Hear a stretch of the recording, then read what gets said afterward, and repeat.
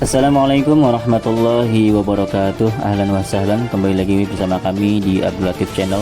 Sebelum ke pembahasan, jangan lupa untuk menekan tombol like, tombol subscribe bagi yang belum, dan tak lupa untuk menekan tombol notifikasi agar mendapat notif jika ada video baru, dan juga sebagai dukungan untuk perkembangan channel ini. Toyib, langsung kita ke pembahasannya.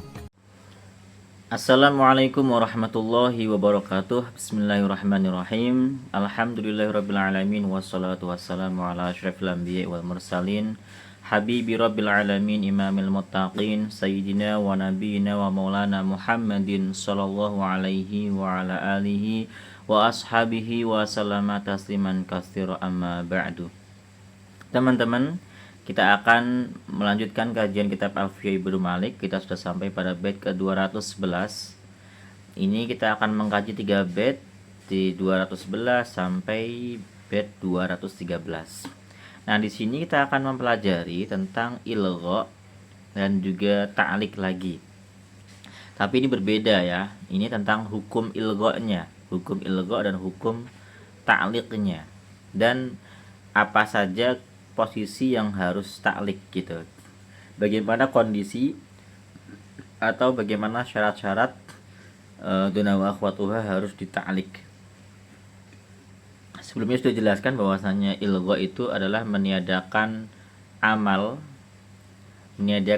dona wa akhwatuha baik secara lafzi maupun secara maknawi atau secara mahal ya. Kalau ta'liq itu meniadakan amal dhanna wa akhwatuha secara lafaz, tapi secara mahal itu masih beramal begitu. Nah, bagi Anda yang belum subscribe silahkan di subscribe. Jika ini bagus silahkan di like dan bagikan teman-teman video ini ke teman-teman Anda yang sedang belajar kitab Alfiyah Ibnu Malik. Mari kita baca ya. Bismillahirrahmanirrahim. Wa jawizil ilgha'a la fil ibtida' wa dhamir asyani aw lam ibtida'. Dan kita baca dulu semuanya lah. Wa jawizil ilgha'a la fil ibtida' wa dhamir asyani aw lam ibtida' fi muhimin ilgha'a ma taqaddama wal tazimit ta'liq qabla nafima wa in wala la mubtida'in aw qasam kadza wal istifhamu dzalahun hatam wa in wala la mubtida'in aw qasam kadza wal istifhamu dzalahun hatam. Oke, kita akan mengartikannya. Wajawizi dari kata jawaza, dia fi'il amar, jawiz ya. Wajawizi, dan bolehkanlah ilgha'a terhadap ilgha. Ilgha itu pembatalan atau penyia-nyiaan. Jadi amalnya dhanna dibatalkan baik secara lafzi maupun secara maknawi. Artinya secara mahal juga dia tetap ilgha, batal amalnya. Jadi bolehkanlah ilgha. Ilghanya dhanna maksudnya. La fil ibtida', tapi tidak di permulaan kalam gitu. Jadi boleh kita mengilghakan dona tapi ketika tidak di awal. Kalau di pertengahan ataupun di akhir itu boleh begitu. Wanwi, dan niatkanlah dhamir sya'ni terhadap dhamir sya'n. Aw lam ibtida'in atau lam ibtida' fi muhimin, pada kalam yang keliru. Artinya kalam yang keliru di sini maksudnya itu kita lanjut dulu ya.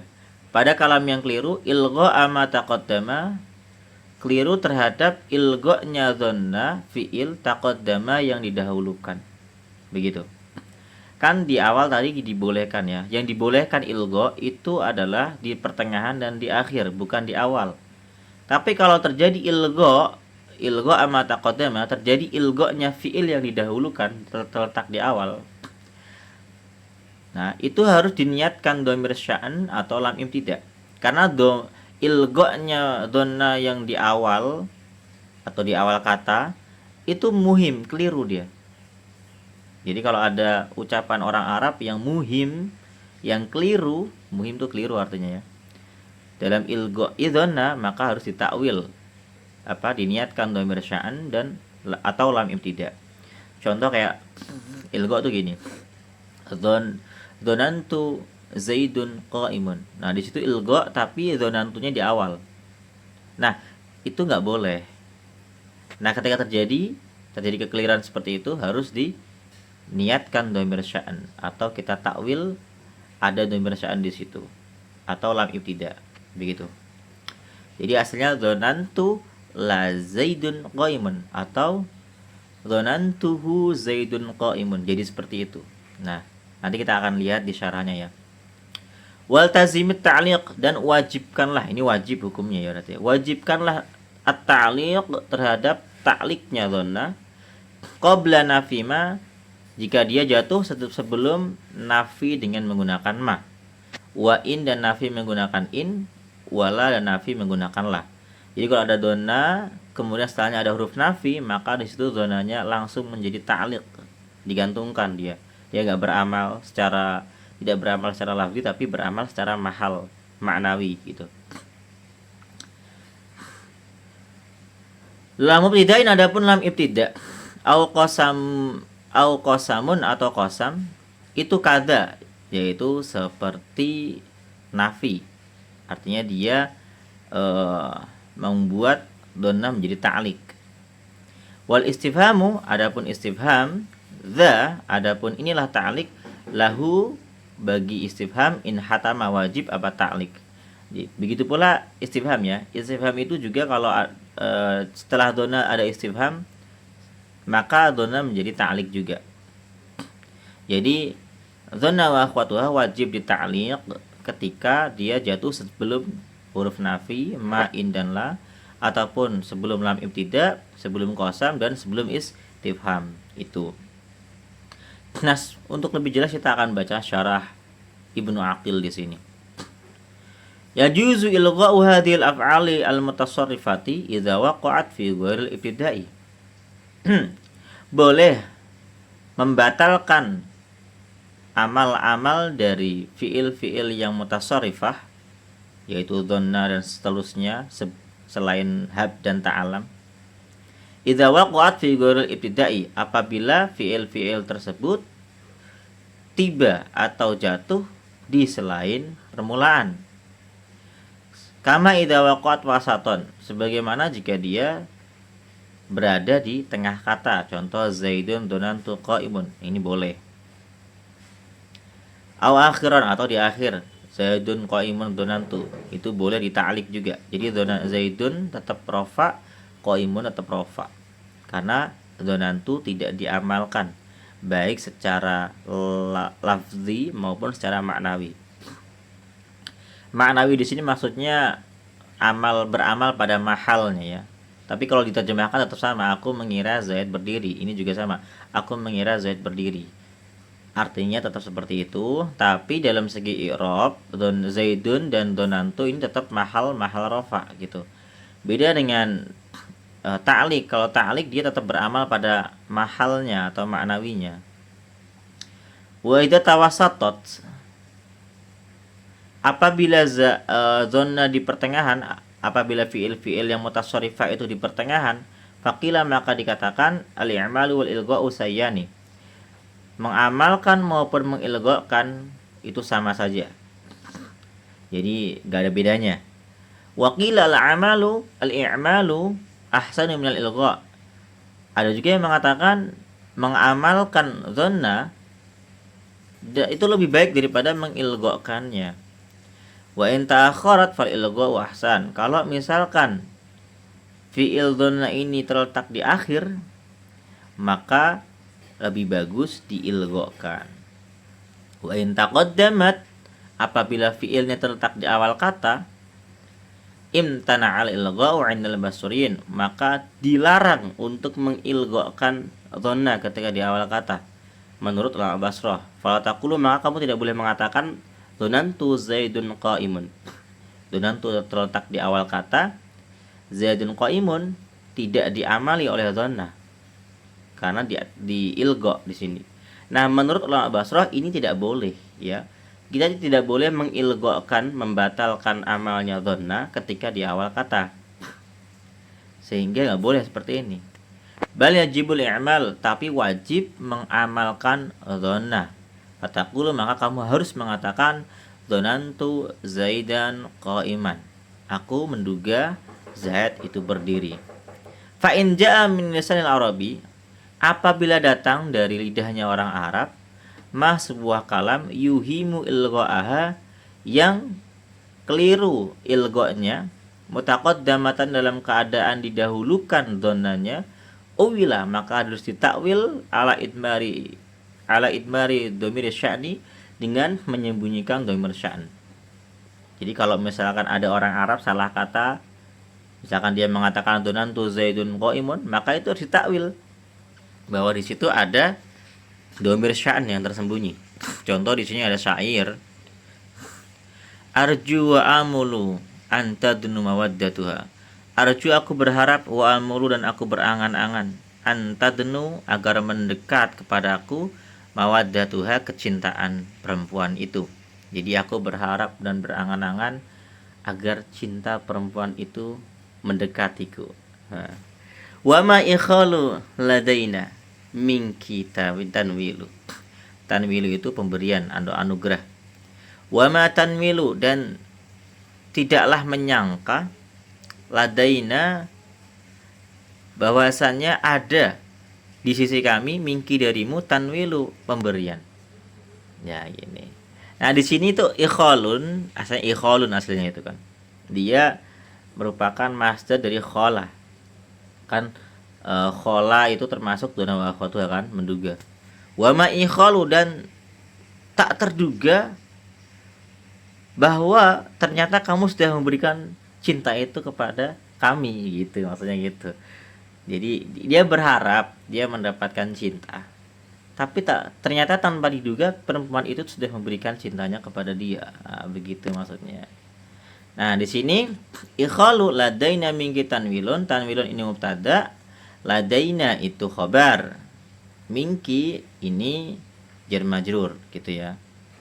Nah, di sini ada yang dibuang. Aslinya fat takdir, maka takdirnya adalah wama ikhaluhu. Hu-nya ini dhamir sya'an. Jadi ini dhamir sya'an menjadi maf'ul pertama. Ladaina minki tanwilun menjadi maf'ul yang kedua. Nah, di sini hu-nya dia mahalnya mahal jar. Tapi kedudukannya pada awalnya secara maknawinya dia ada. Secara maknanya dia adalah maf'ul pertama, sedangkan yang ini maf'ul kedua. Nah, dan aku tidak menduganya, maksudnya begitu. Dan aku tidak menduganya bahwa dia sudah memberikan pemberian itu kepada kami, begitu.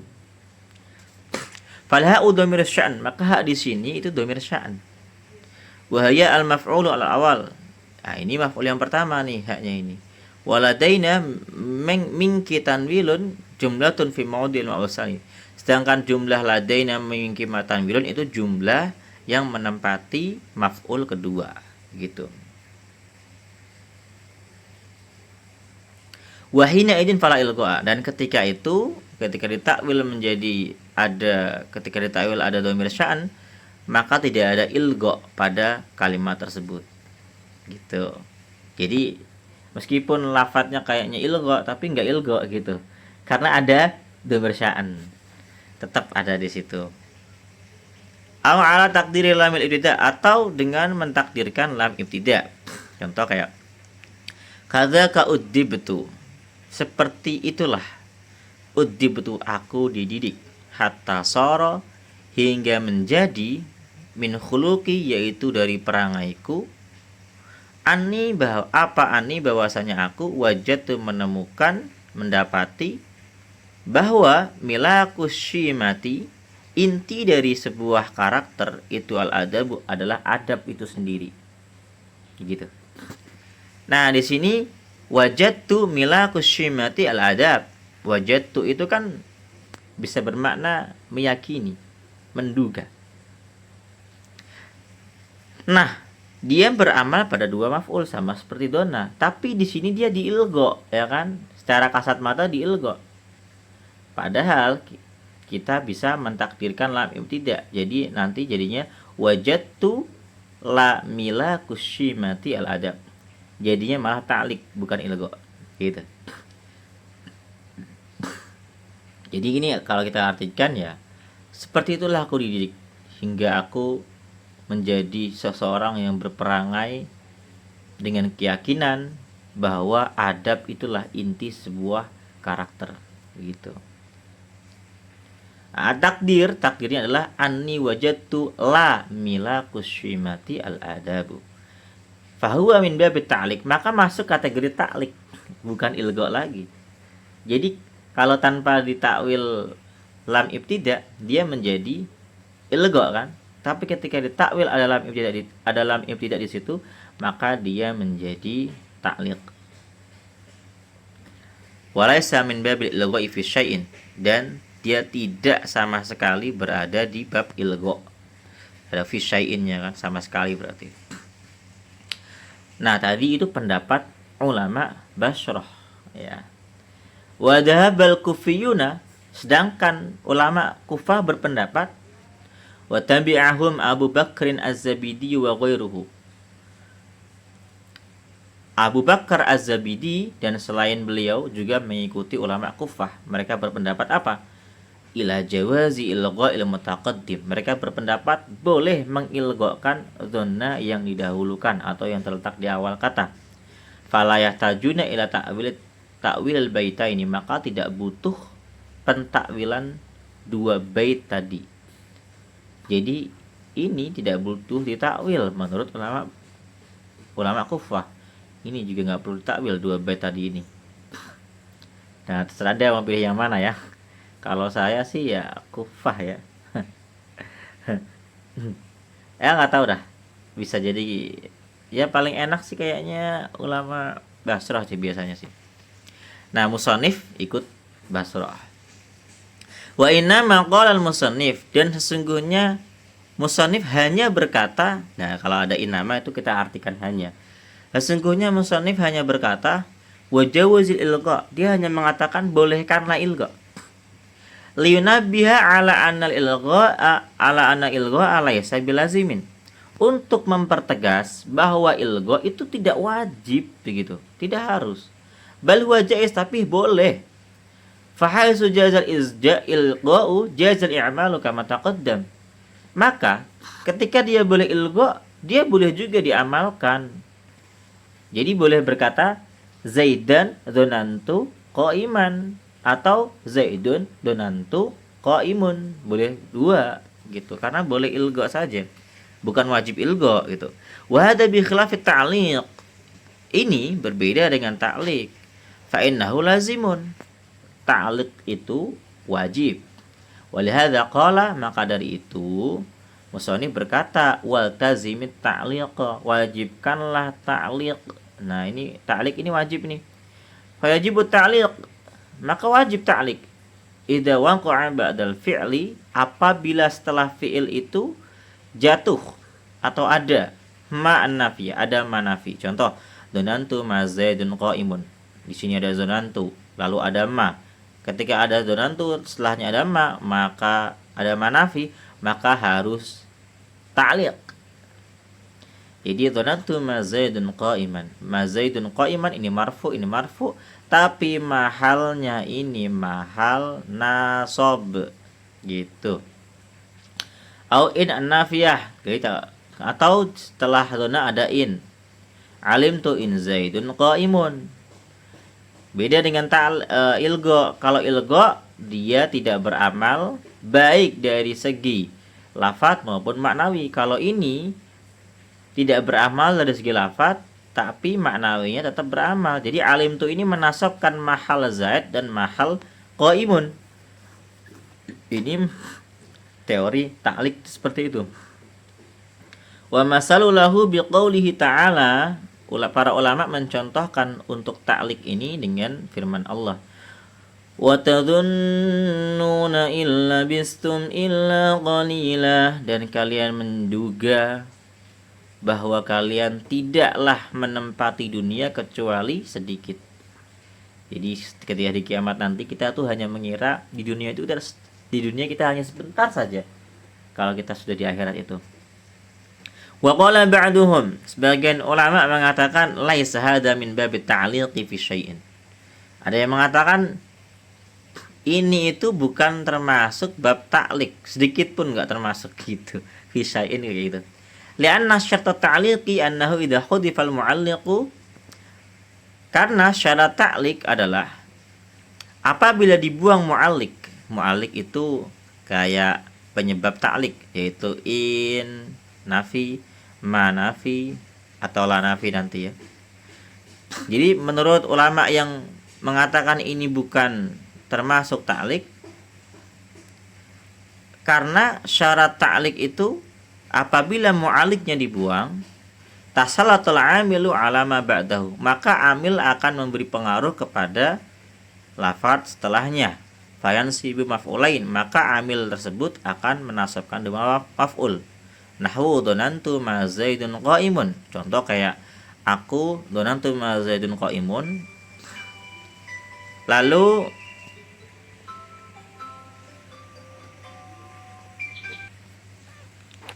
falau hadzafta ma laqulta, kalau kamu membuang ma, maka kamu akan mengatakan dhanantu Zaidan qa'iman. Aku menduga Zaid itu berdiri. Jadi awalnya kan dhanantu ma Zaidun qa'imun. Kalau ma-nya dibuang, ini mu'alliq nih. Kalau mu'alliqnya dibuang, pasti dona akan beramal. Jadi dhanantu Zaidan qa'iman begitu. Sedangkan wal ayatul karimah, sedangkan ayat yang mulia tadi itu la yata'atta fiha dzalika, tidak bisa itu berlaku.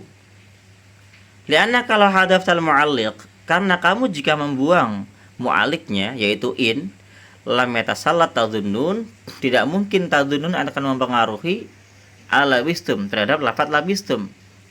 It la yuqalu, karena tidak mungkin dikatakan wa tadhunnuna labistum. Enggak mungkin kita mengatakan wa tadhunnuna labistum.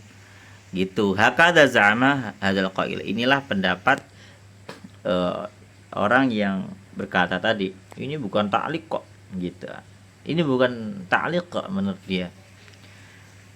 Wala'allahu mukhalifun lima huwa kal mujma'i alaihi min annahu, wala'allahu, dan mungkin dia menyelisihi lima huwa terhadap pendapat huwa kal mujma'i alaihi, yang pendapat tersebut seolah-olah merupakan kesepakatan bahwa annahu la yushtaratu fit ta'liq, tidak disyaratkan dalam ta'liq hadza syartul ladzi dzakarahu, syarat yang telah disebutkan oleh orang ini gitu. Jadi kalau ulama sebelumnya membahas bahwasannya ta'liq itu disyaratkan wajib ketika dhanna jatuh sebelum nafi atau in nafi. Nah, kalau orang ini tadi memberikan tambahan syaratnya, yaitu dia menambahkan syarat ta'liq itu wajib dan bisa terjadi hanya ketika mu'alliqnya dibuang, maka dhanna akan beramal menasabkan dua maf'ul gitu. Tapi kalau menurut pendapat yang pertama nggak ada syarat itu, yang penting ada in ataupun ma ataupun nafi, apapun ma, in, dan la, maka tetap aja ta'liq gitu. Nggak ada syarat-syarat kalau dibuang atau enggak gitu.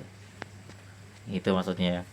Wa tamsil nahwiyyin lil ta'liq bil ayatil karimah wa syibhiha yushhidu dzalika.